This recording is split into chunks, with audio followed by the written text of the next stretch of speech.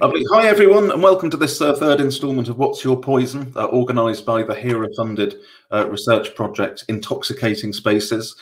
It's Mystery Week. We have a mystery intoxicant, and we're delighted to have with us as our speaker Emma Spary. Emma is a reader in the history of modern European knowledge in the Faculty of History at the University of Cambridge. Her research interests centre upon European history in the long 18th century, especially France and French history. She's published monographs on natural history, Enlightenment, cafe culture, and early industrial foods, and is currently working on a book on drug taking during the reign of Louis XIV. And it's material from this wonderful project that we're being treated to today. As ever, Emma will speak for around half an hour. There'll then be about half an hour for questions and discussion. There's a little chat feature in the bottom right, say something nice, which you're welcome to post sort of constructive comments and observations throughout the talk. But if you have a question for Emma, use the separate Ask a Question button at the bottom, and you can either put these in there as they occur to you during the talk, or save them up until the end. So without further ado, although yeah, do be aware that it's being recorded. So without further ado, it gives me enormous pleasure to turn things over to Emma. And Poisons and Secrets: the Court, the King, and the Problem of Drugs Knowledge in late 17th century France. Well, thank you very much indeed. I'm going to attempt to share my screen at this point.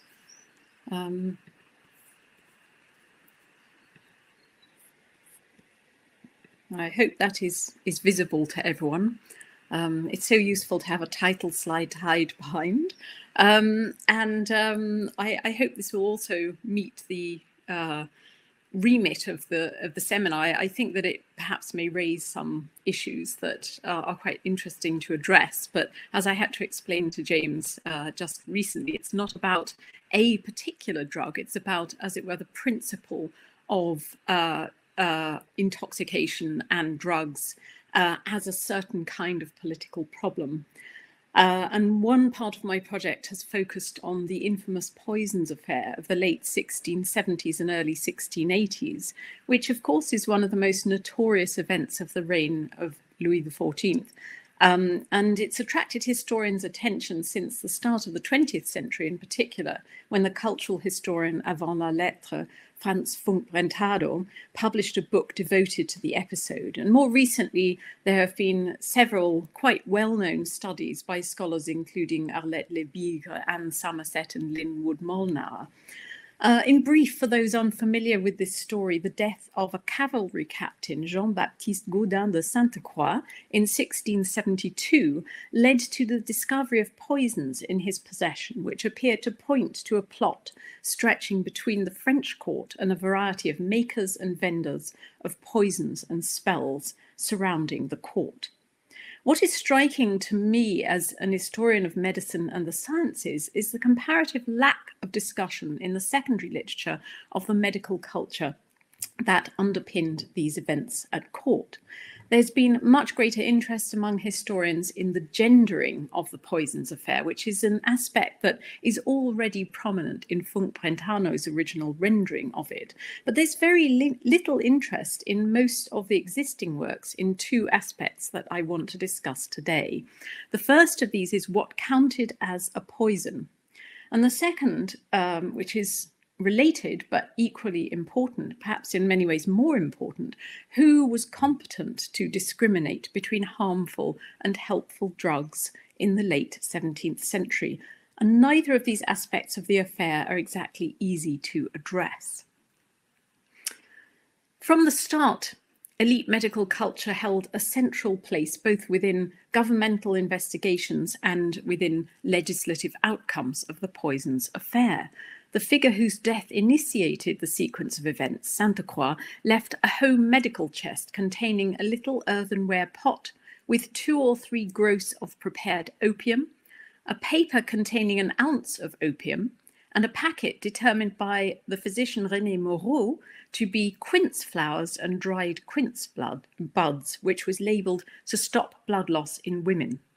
There was also a packet sealed with 6 seals in which were found 27 pieces of paper, on each of which is written several curious secrets.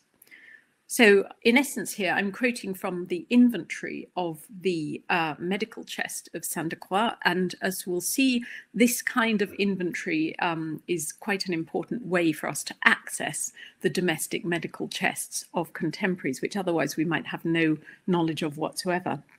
But the inclusion of this short paper document labeled Several Curious Secrets clearly shows that what the state's official investigation had turned up was a book of secrets, a household recipe manual similar to those kept by many elite families, and which have, of course, recently been the focus of extensive historical attention, particularly in Elaine Lyon's recent book, Recipes.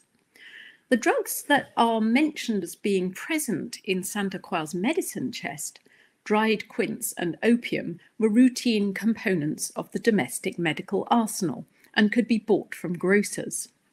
Substances like this certainly resist integration into a narrative of threat. Despite this, both police reporters and medical experts called in to investigate this medical chest, as also the several other chests that were inventorized later as part of the poisons affair investigations, all interpret their findings within the framework of the official investigation. In so doing, they stress the concealed nature of Sainte-Croix's papers and hinted at, though they never openly proclaimed, the presence of poison recipes in his book. So this book of secrets remains secret.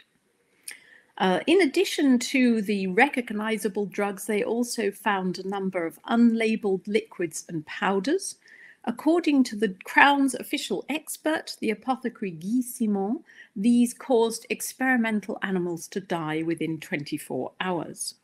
Simon's report made all the drugs owned by Sainte-Croix appear to be a front, concealing mysterious powers and the intent to harm. But as Simon himself noted in his report on one of the liquids found in Sainte-Croix's laboratory, and I quote here, this artificial poison eludes our attempts to research it. It is so disguised that one can't recognize it, so subtle that it deceives the art, so penetrating that it escapes the capacity of physicians. On this poison, experiments are wrong, rules faulty, aphorisms ridiculous. In other words, when evaluating the medical chests of those arrested after being denounced in the poisons affair, the experts in the process, mostly apothecaries, confronted the limits of their own expertise. Animal experiments were not deemed to yield conclusive results for human bodies, and no poison could be detected by chemical analysis. Let us compare Simon's statement with another made by an anonymous apothecary some years later. And the circumstances of production of this statement were that this individual was asked to comment on medicinal substances confiscated from a grocer suspected of fraud, not poisoning, but fraud. And this anonymous expert, asked to give his opinion to the Guild of Apothecaries, noted that it was, and I quote, impossible to recognize the species of the plants used when there is no label, because chemical remedies all have the same taste and color. And you'll have to trust in the seller's good faith here. A suspicion that a phial of syrup labelled Barbary was in fact made from currants could neither be proven nor disproven, the analyst warned. For the salts without labels, the shopkeeper's input is indispensable. In fact, apothecaries like Simon were in the tricky position of having to rely for information about drugs upon the very people they were trying to prosecute for their manufacture or possession. Chemical remedies posed a particular problem for exercising expertise. But even in the case of plant simples, the experts were often reduced to describing a sort of herb with 7 leaves whose use they did not know, or dried herbs that the said experts claimed are insignificant and don't know the use of, baffling root segments or harmless materials like sugar candy or saffron. The laborious official inquiries in seeking to uncover secret knowledge of poisons instead disclosed the limits of official expertise over the identity and medicinal virtues of both chemical and botanical drugs. The problem of creating certain knowledge about poisons was exacerbated by the ubiquity of information about drugs. Even some substances that appear to our eyes self-evidently dangerous, such as arsenic or vitriol, were used in medicinal recipes of the period and were widely available in the shops. With a team funded by the Leverhulme Trust, I've been conducting an in-depth study of drugs manufacture and trade in Paris and Versailles between 1660 and 1730. And we've been able to locate such materials both in inventories of grocers' and apothecaries' shops and also in recipe books published in the French language.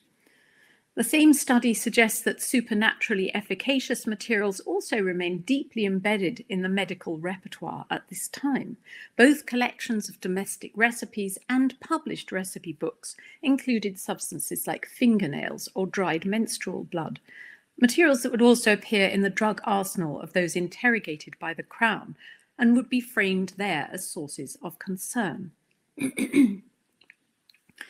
Now, in recent work, scholars like Alicia Rankin have done much to emphasize the agency of nobles in the practice of healing and the discovery of new cures in the early modern period.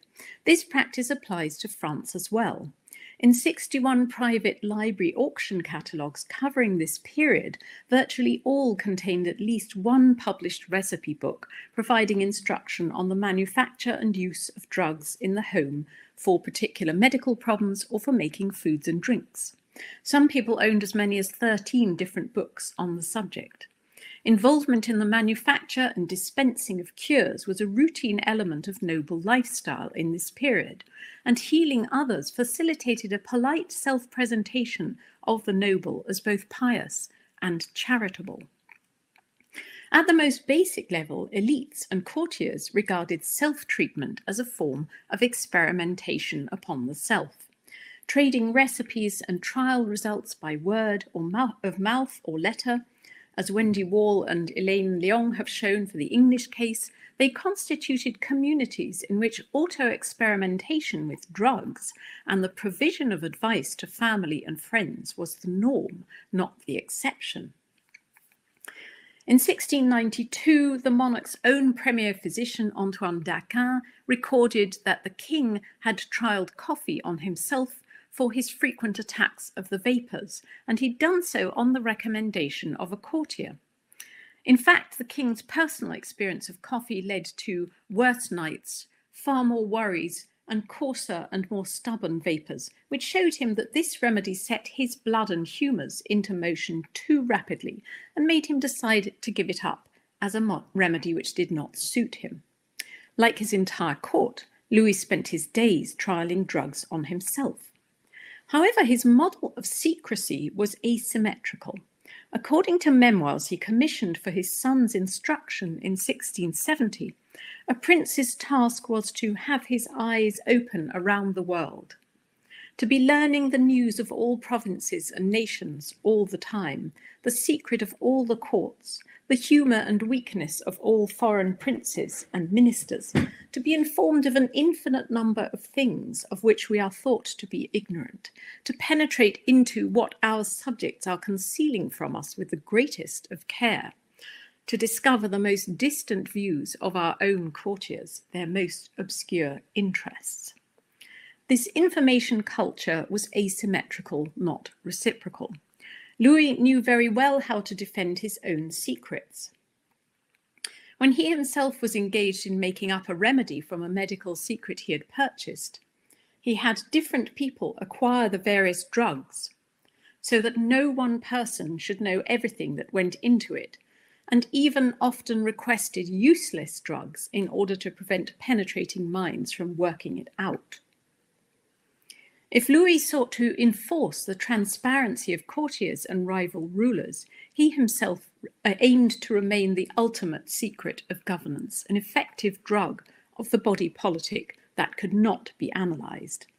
In the words of the curé of Versailles, the chaplain effectively, François Hébert, the king does not allow himself to be either penetrated or discovered.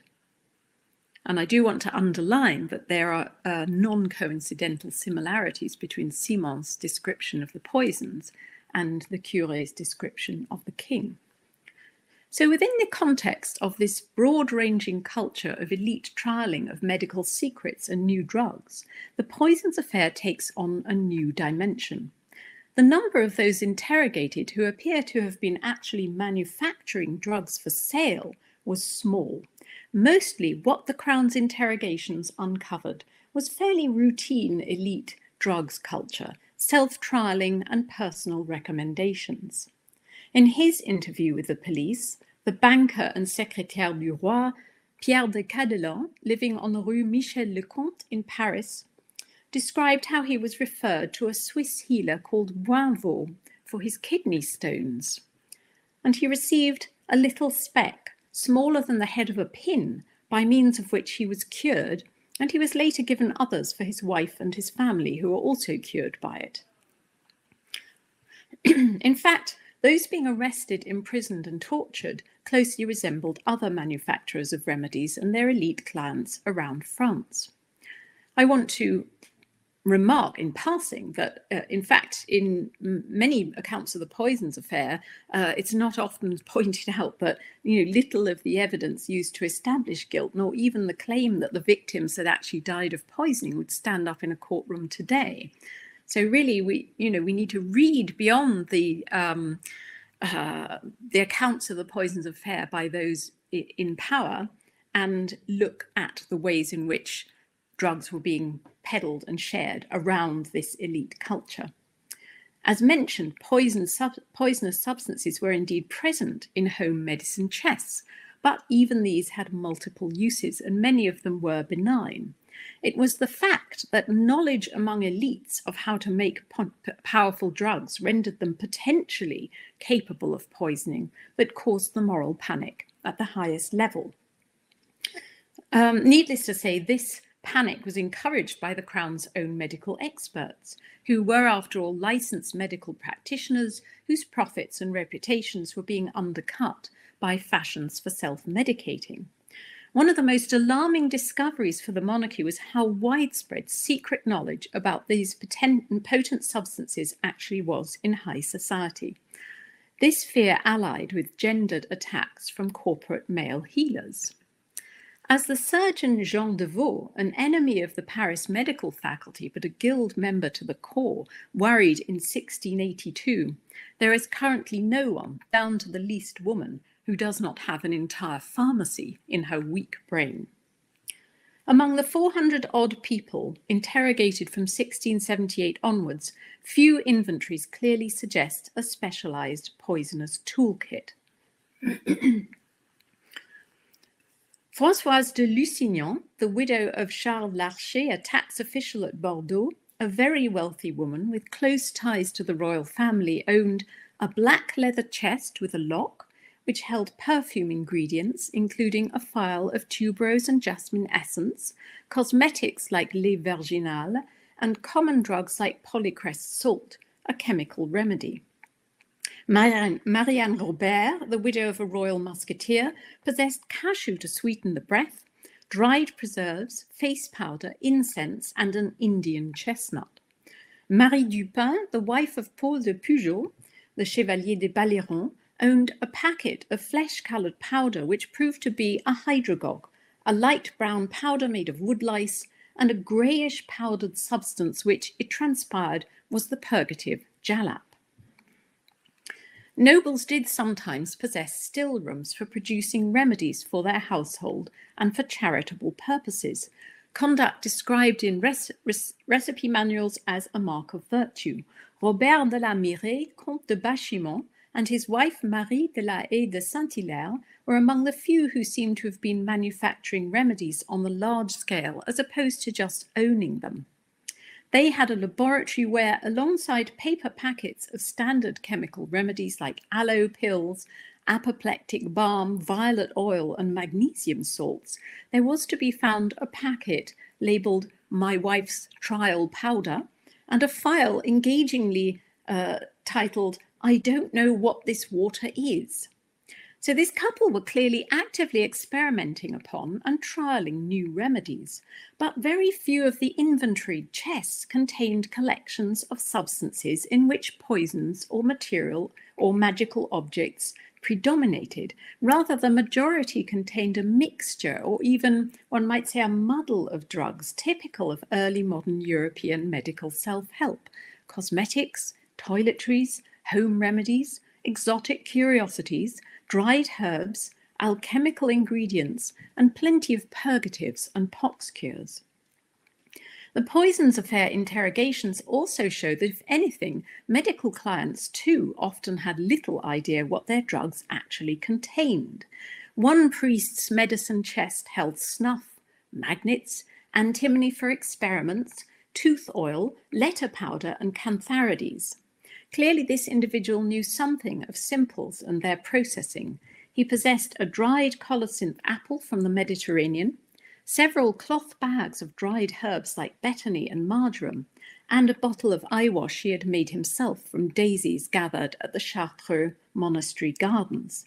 Yet he was entirely ignorant of the contents of many drugs supplied to him by various healers, including a purgative pill, some samples of white solid matter that he thought were the juice of an herb and which a doctor had given him to protect himself against the plague, and I'm quoting here, a round painted wooden box in which there is some material that appears greasy and sticky that he claims not to know what is. One significant outcome of the affair for the French medical marketplace was a subsequent legislative crackdown on private laboratory practice, secret remedies, and claims to expertise over poisons. Here's a typical medicine chest from this period, though unfortunately it's not French, it's Dutch, but I can't seem to find a good image of a French one. But what I do want to point out is that the number of little compartments in these things, which contain small phials and basically little earthenware pots. So the Poisons Edict of 1682 would ban all persons except physicians, chemistry professors, and master apothecaries from having a laboratory and working on any preparations, drugs, or distillation under the pretext of chemical remedies. They are henceforth banned from so doing without having obtained letters from the Chancellery to that effect. And of course, you had to pay money to obtain these letters of permission. So the kind of routine experimentation and drugs making that happened in noble households was clearly outlawed by this. In point of fact, it had relatively little deterrent effect on categories of healers such as nobles, women, and clergy. But it's significant, I think, that in the wake of the Poisons affair, it was those three groups in particular who lost their right to manufacture drugs in the eyes of the crown. It still remains to be explained, however, why practices in which the king himself engaged in person should come to seem so threatening. One answer lies in the Italian roots of French court culture at this time.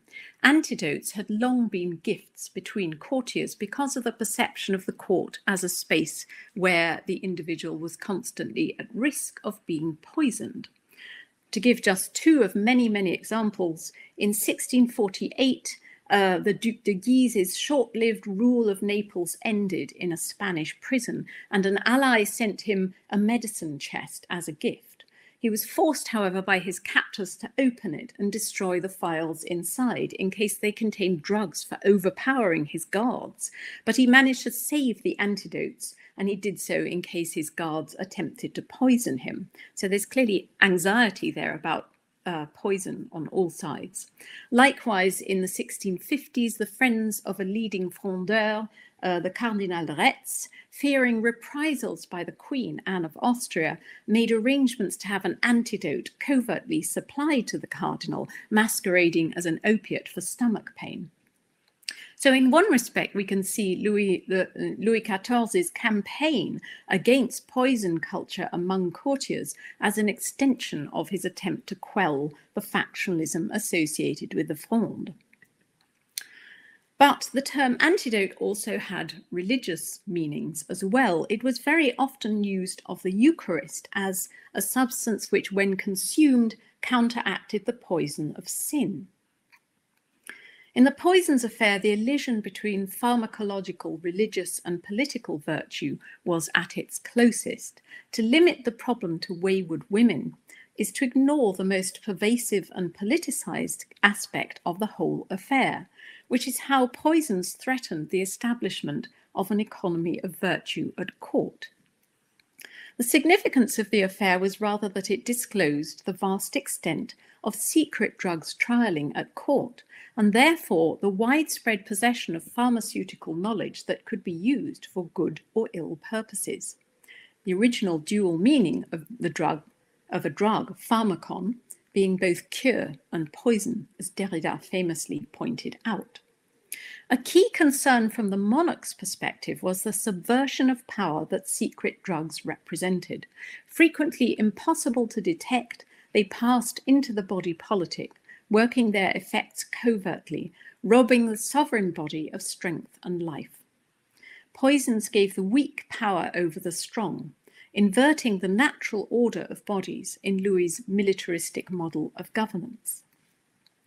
The fact that the king's mistress, the Marquise de Montespan, was suspected during the affair of administering an aphrodisiac cantharides to the king without his knowledge was even more worrisome than the other accusations, for it suggests that Montespan's access to expert knowledge of drugs was being used to direct the king's passions, and thus also the economy of favour at court.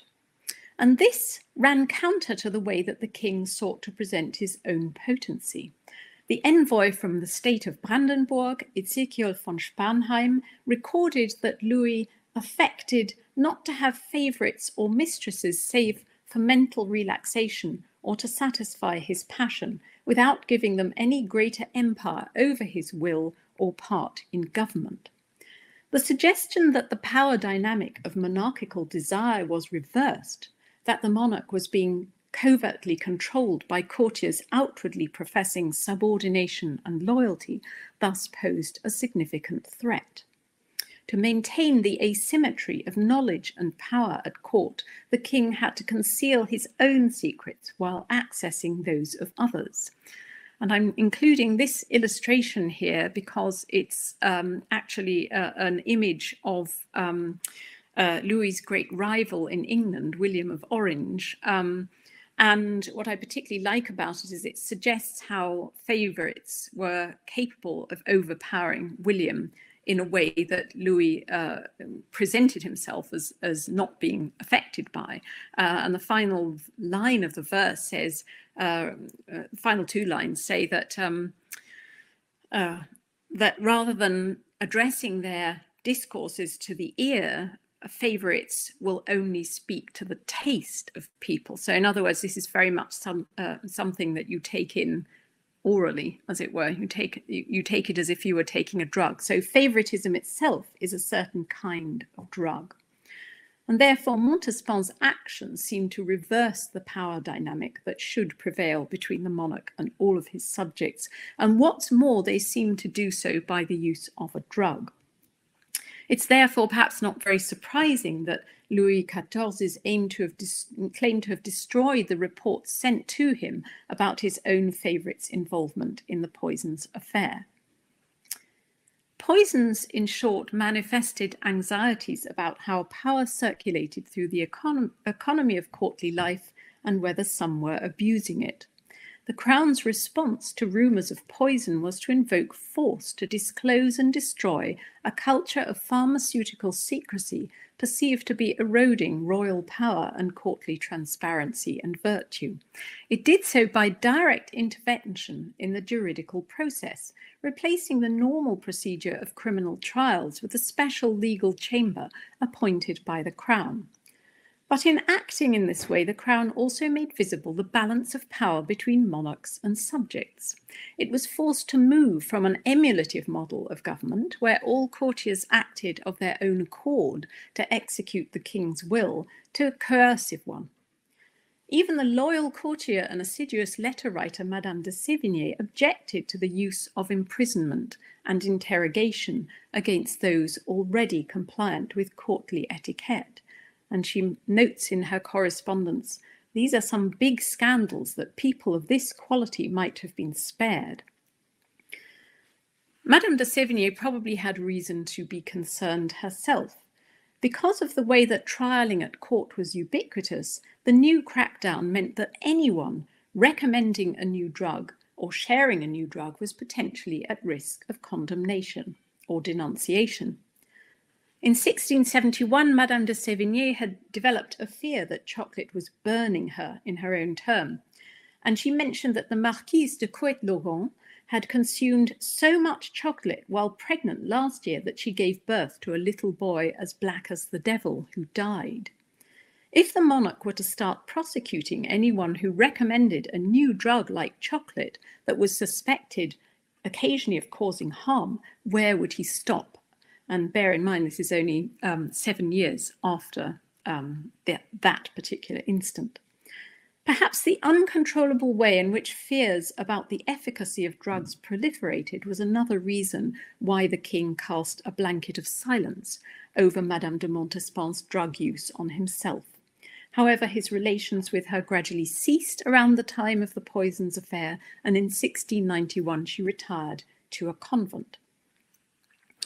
So the culture of secrets survived. Nevertheless, the authority of nobles and clergy over the manufacture of medicines was significantly weakened both by the affair and by subsequent legislation controlling the right to make and dispense drugs. And this is an image from 1790 just to show the extent to which the perception of these orders as poisoners of the nation was still current over a century after the poisons affair. So to conclude, the poisons affair discloses many parallels between fear of the malign effects of secret drugs and fear of the power of favourites to influence the monarch and alter the economy of courtly power. Yet it is also exactly at this same moment from 1679 onwards that the monarch began to extend official patronage to particular exotic drugs, including quinquina and ipecacuanha, and these were published by royal order, received into French culture as antidotes, non-coincidentally, and widely praised in the media as drugs that actually worked in a beneficent way. So another way that we can read what is going on is that the poisons affair marks a shift in the pharmacological regime of the French monarchy, from an older culture of poisons and secrets to one in which the monarch began to treat drugs as a prospective instrument for engineering public approval and ensuring public health.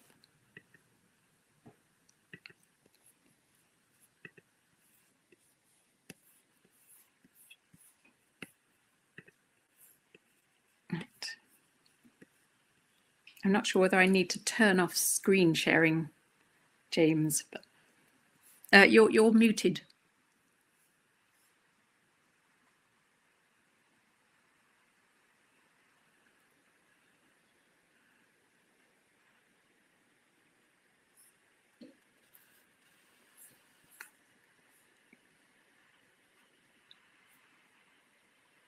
Oh, can I see the questions? Is there a way to see the questions?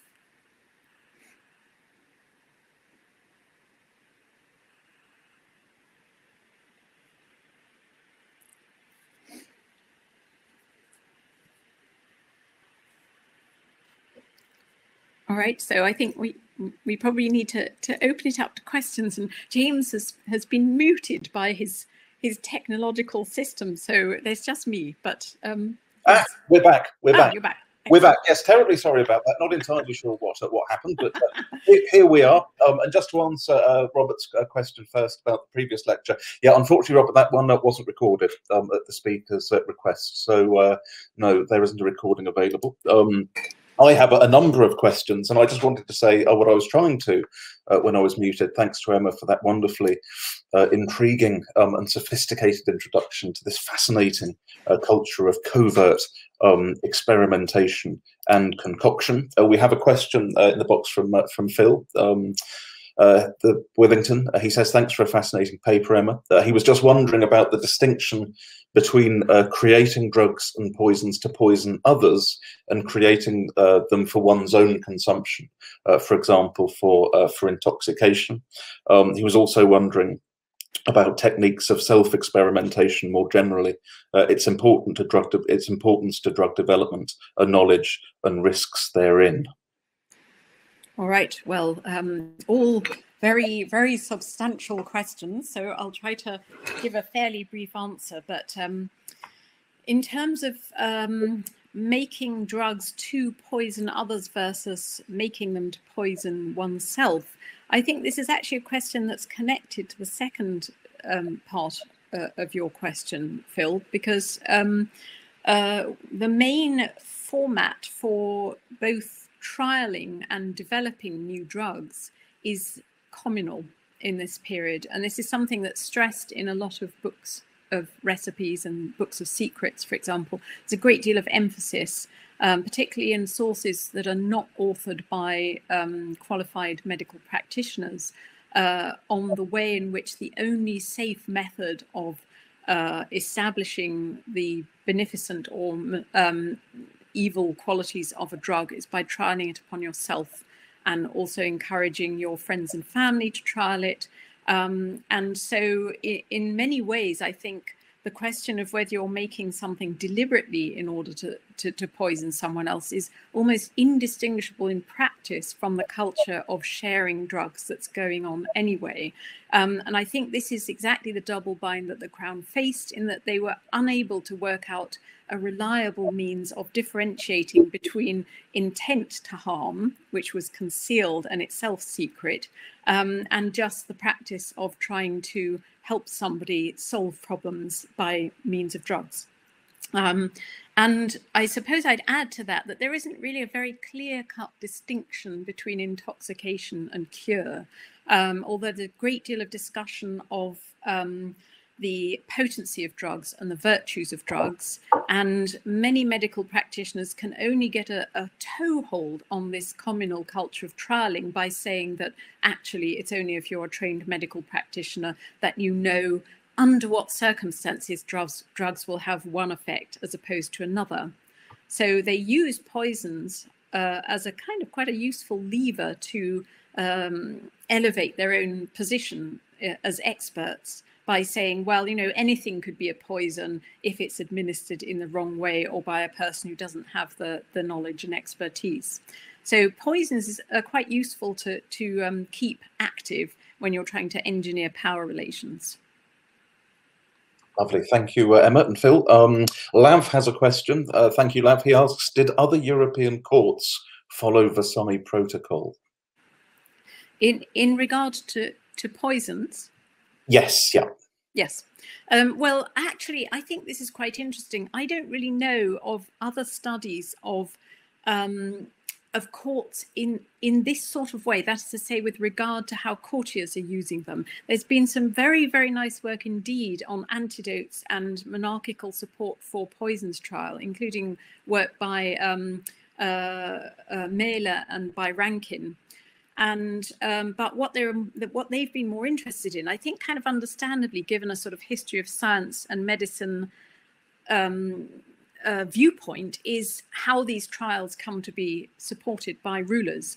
But what I'm really most interested in trying to work out is, you know, what happens to poison culture at courts, and there seems to be not very much on the interplay between, as it were, medical interest in antidotes and trials, and the interest in among courtiers in defending themselves against poisons more widely.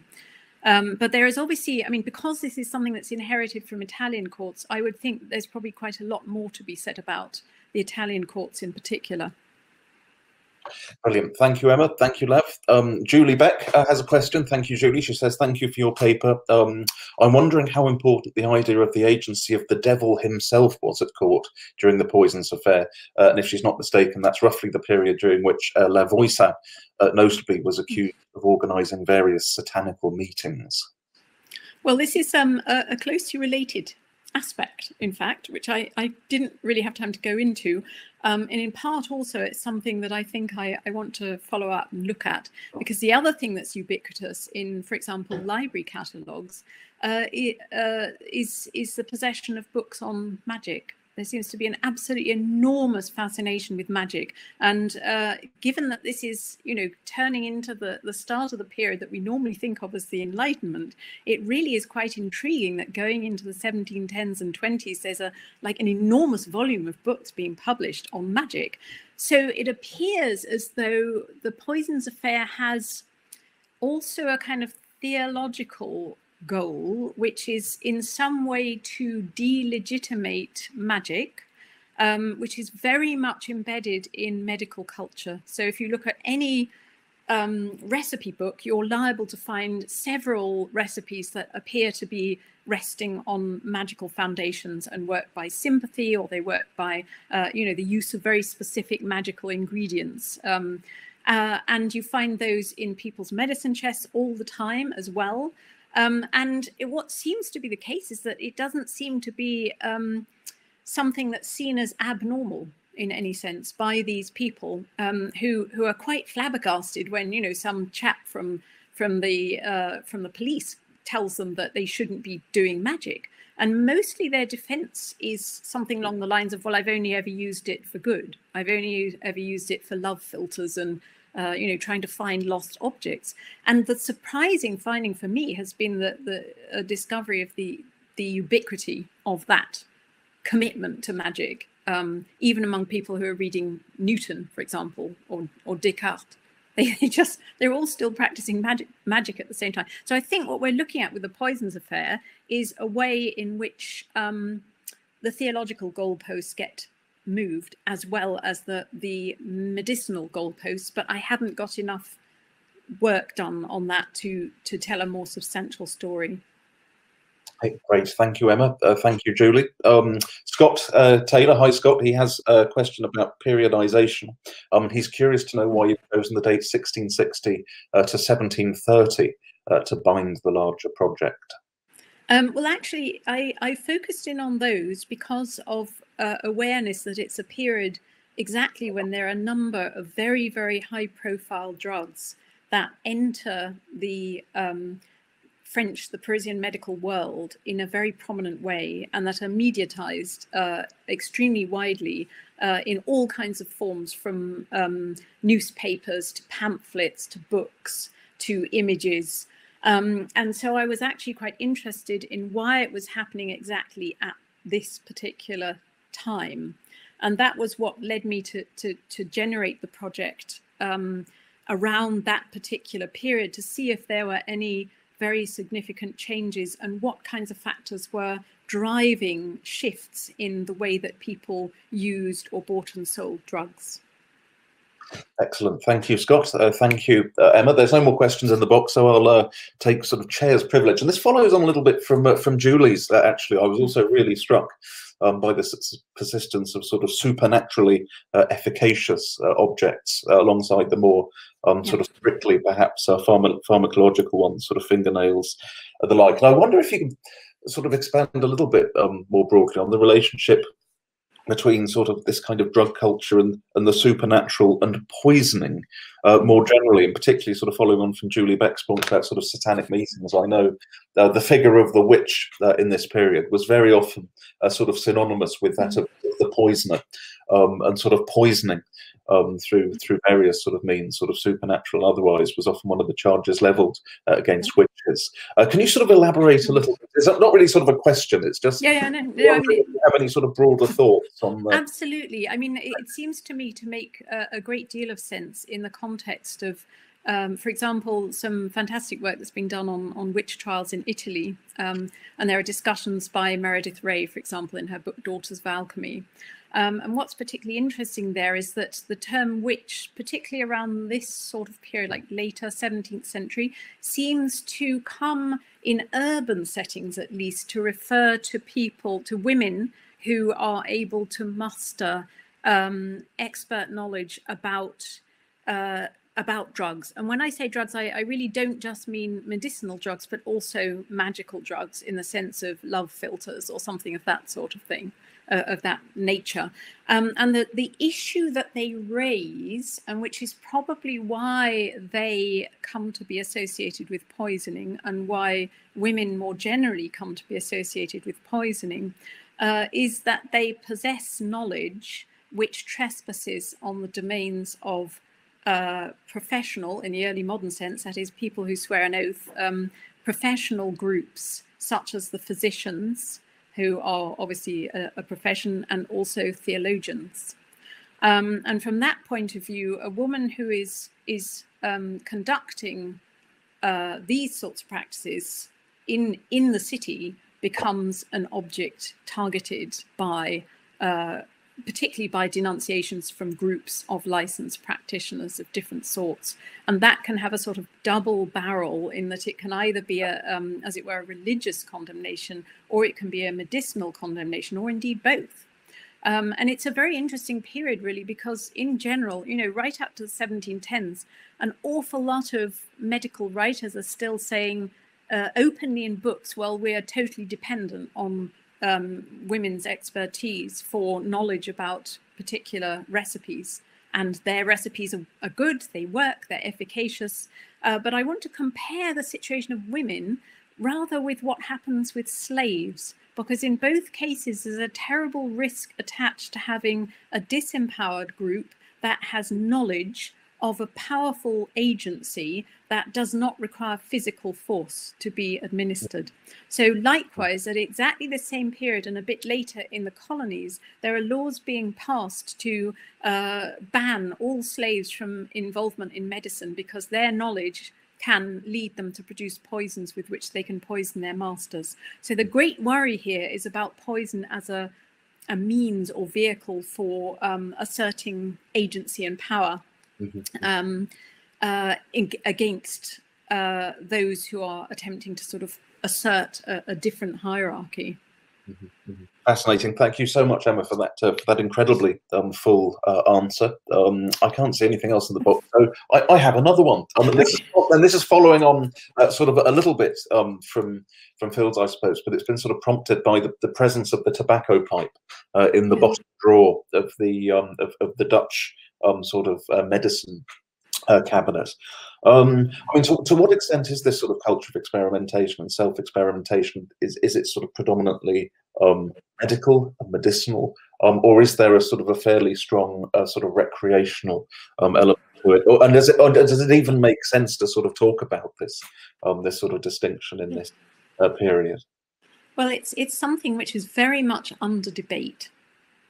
And in fact, just before this seminar began, I was reading with interest a particular description of coffee dating from 1709, in which there's a lot of medicinal information being supplied about the effects of coffee and what conditions you should be taking it for, and the manner and time of day in which you should take it, and the effects of adding sugar.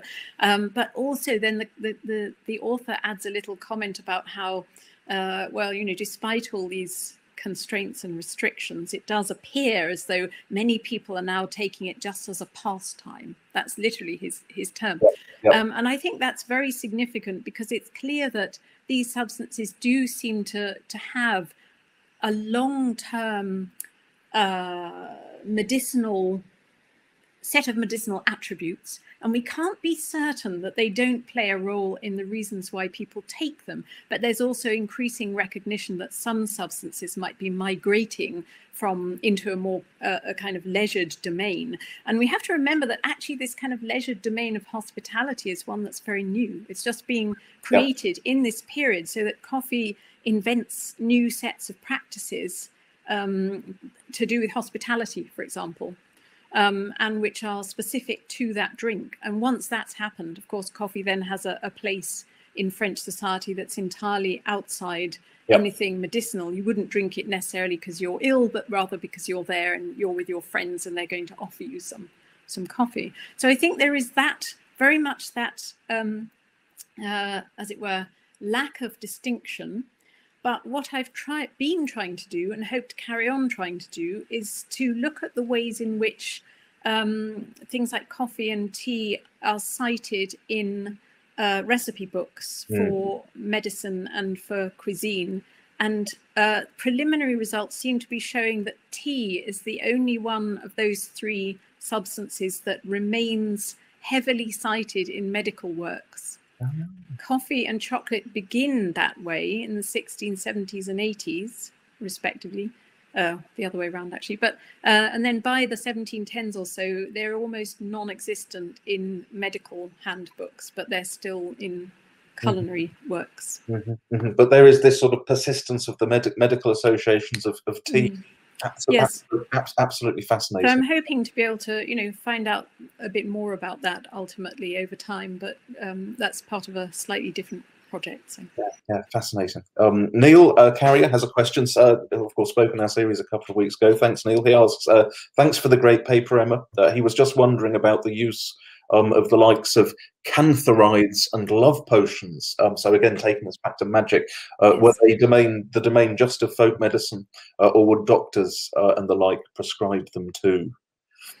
Oh, well, that's a good one. And I think that what I would say very firmly about this, this issue is that there isn't really a distinction between folk medicine at this time, between folk medicine and professional medicine, in the sense that doctors are just as likely to collect recipes that have various different origins as the people that they treat.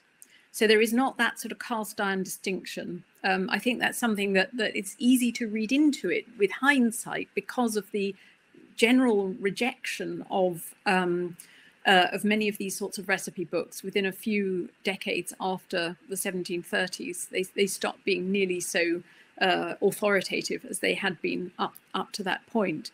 But what's particularly interesting for me is that you do actually find in recipe books, whether published by nobles or clergy or whatever, as well as in those published by physicians, references to all of these kinds of drugs, and even the magical drugs, like menstrual blood, for example. So there really isn't a differentiation on that basis. I mean, I'm hoping that when we dig down a bit more into the recipe books, we might be able to do a bit more at looking at how that changes over time. But certainly reading them, there doesn't seem to be any noticeable difference. Brilliant. Thank you, Emma. Thank you, Neil. Phil, again, with a sort of two-part question. Following on from your comments about magic and bewitching potions and poisons made by women, do you also find astrology to be a residual knowledge system into the French Enlightenment? And he points out that it's still very prominent in England. So that's the first part. And if there's time, the second part of this question is, could I also ask about drugs and poisons for animals as part of this communal testing culture and the development of animal medicine and poison? In the previous talk, actually, that we didn't record, there was a fascinating instance of coffee being administered medicinally to a horse, an image that has stayed with me. So, yeah, if you could just take on those two. Well, I'll take the second one first, because indeed, most of these recipe books, they do contain quite a lot of recipes for animals, and it boggled my mind, I kid you not, to find at the start that when we're looking at these highly expensive drugs, and some of them cost as much as gemstones or silk or ivory, these are hugely expensive substances, and yet you've got a string of recipes for horses, dogs, and other domestic animals which are using exotic drugs that are being imported from the East Indies or from the Americas or something like that. And I must admit, it's not something I've gone any further into, because there was so much material to be looked at on the human side, but it certainly is a very striking aspect of what's happening in this period, that these animals are being treated with drugs. But then also you see it's possible for the poor to be treated with these extremely rare drugs as well by charitable routes. And I have a colleague at Cambridge who's looking into the charity networks and also finding that these exotic drugs are being used. Astrology, yes. I mean, I think the picture I'd want to present of the medical world in Paris at this time is that it's very eclectic. Most recipe books have a sort of area where they will concentrate their efforts in one kind of medical doctrine. Home recipe books seem to be very, very eclectic indeed. I've been looking closely at one dating from exactly the period that I'm looking at, which belonged to the Oratorian household in Paris. And these people could afford almost any drug that they wanted, and they were right next door to most of the major drug entrepreneurs on the Rue Saint-Honoré. And they had recipes in their collection which spanned the entire spectrum: magic, astrology, Galenic. They had it. So I think that the answer is yes, but of course the problem is when you're looking at recipes, you don't really know how readers were appropriating these sorts of claims at all. So looking at the library catalogues, you do also find works on astrology. Now, my subjective impression is that there's a slight decline over time in references in published recipe books to astrological circumstances in, for example, the harvesting of particular drugs or the processing of particular drugs. That seems to be much more common before 1700 than after. Brilliant. Thank you, Emma. Thank you, Phil. I can't see another one in the box. I'm just going to squeeze in another. This is what I'll call our obligatory plague question. As a project, for obvious reasons, we've become very, very interested in the ways in which intoxicants feature in sort of the plague pharmacopoeias as both preventatives and curatives. And obviously, there was an outbreak in France that inspired the writing of Defoe's Journal of the Plague Year. So I'm just wondering, if as part of this sort of courtly noble culture of sort of experimentation, if sort of plague features at all, and if they turn up in the context of potential plague remedies in the material you've been looking at. Yes, I mean, I can't tell you exactly because I haven't looked specifically at plague, and because we're still working on the sort of larger aspect of the connection between drugs and conditions or diseases or body parts. We are going to be doing some more work on that because we have a small grant for that lined up. But in terms of the library catalogues, I can say that among some book owners, plague treatises are very, very popular indeed, and they may own several. So there's quite a lot of manuals being published over the whole of this period which address plague, and not surprisingly, they coincide in their publication dates with the particular plague outbreaks. Now there is obviously enormous variation between individuals. Some seem to be obsessed by plague, and others have no books about it whatsoever. But it does also suggest quite strongly that there are at least some wealthy, affluent individuals, nobles and clergy, who do see acquiring knowledge about plague drugs as being something that's of intense interest. I would say, though, that also there are other kinds of diseases that get a similar amount of interest. Gout is another one. And often it's diseases from which the king suffers as well, which is quite interesting. All roads lead to Louis XIV. Thank you so much, Emma, for the witching hour approaches. So we are going to have to wrap things up now. But thanks for a brilliant talk and wonderfully full and thoughtful answers in Q&A. And yeah, best of luck with the rest of the book, which we all can't wait to read. Thank you to you all as well for coming. We're back in a fortnight when Elizabeth Grass from Oxford will be telling us about tea, empire, and the English country house. I've popped up the schedule for the remainder of the series where you can register for that. But in the meantime, thanks so much again, Emma. Thanks to you, and we'll see you all in a fortnight's time. Thank you very much indeed. Cheers now. Bye-bye.